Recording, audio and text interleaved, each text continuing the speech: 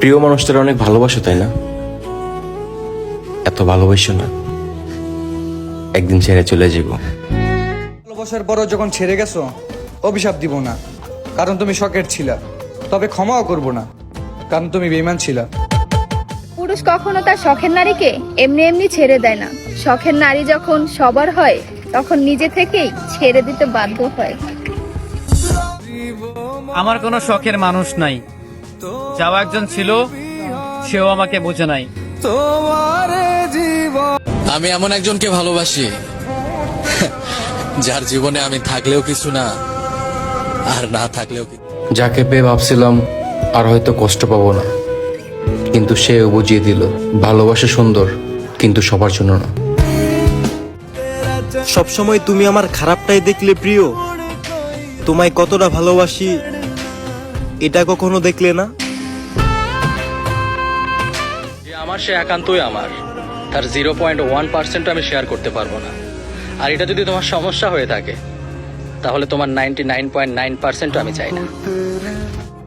হাজারবার বেহায়া হোক, তবুও তোমায় ছাড়বো, বুঝছো? আমাকে যদি আপনার একেবারেই ভালো না লাগে, আমাকে যদি আপনার একেবারেই খারাপ মনে হয়, তাহলে আপনার মনটাকে আর একটুও বোঝান। আপনার কাছে যদি আমি খারাপ হই, তো আমার কাছেও আপনি ফেরেশতা না। খুব ইচ্ছে করে আমি কেমন হলে তোমার মনের মতো হতে পারতাম। ওইসব মেয়েদের কখনোই ক্ষমা করা উচিত না, যারা ছেলেদের দুর্বলতার সুযোগ নিয়ে নিজেদের স্বার্থ হাসিল করে। ওরা সাউনের আকুবতে আমার একখান আফসোস থাইকা যাইব, আমার কেউ আমার মতো করে বুঝলো না। এত ভালোবাসার পরেও যখন তুমি ছেড়ে গেলা, অভিশাপ দেব না, কারণ তুমি শখের ছিলে। তবে ক্ষমাও করব না, কারণ তুমি বেঈমান ছিলা। কি হয়েছিল, কতজনের সাথে সম্পর্ক ছিল, কতজন শরীর স্পর্শ করেছে, সেটা দেখার বিষয় না। আমি তবুও ভালোবাসবো, কিন্তু একটা কথা মাথায় রাখতে হবে, আমার পরে একান্তই আমার থাকতে হবে।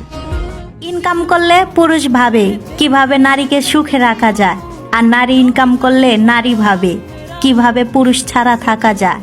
সে আমাকে ভালোবাসতো না, আবার যেই ভালোবাসা দেখাইতো ওইটারও কমতি ছিল না।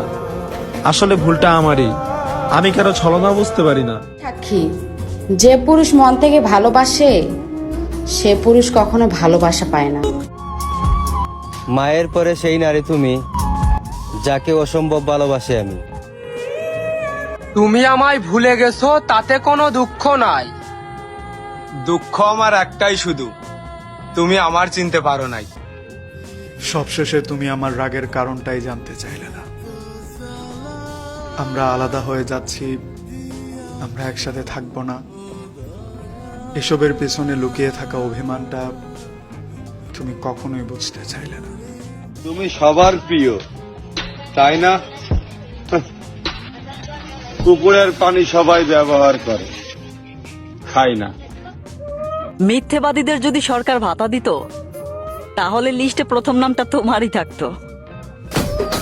কালো ছায়া সরায় দেখো, আমি সে আগের মানুষটাই আছি। রাস্তার মাঝখানে পড়ে গেছি, এখানে আমি ছাড়া কেউ ভুলই করে না দেখি। সময় খারাপ, আফসোস করো না। যার দুঃখ বেশি, তার উপর আল্লাহর রহমত বেশি। সেই মানুষটিও বদলে যায়, যে মানুষটা একসময় বলেছিল আমি সবার মতো না।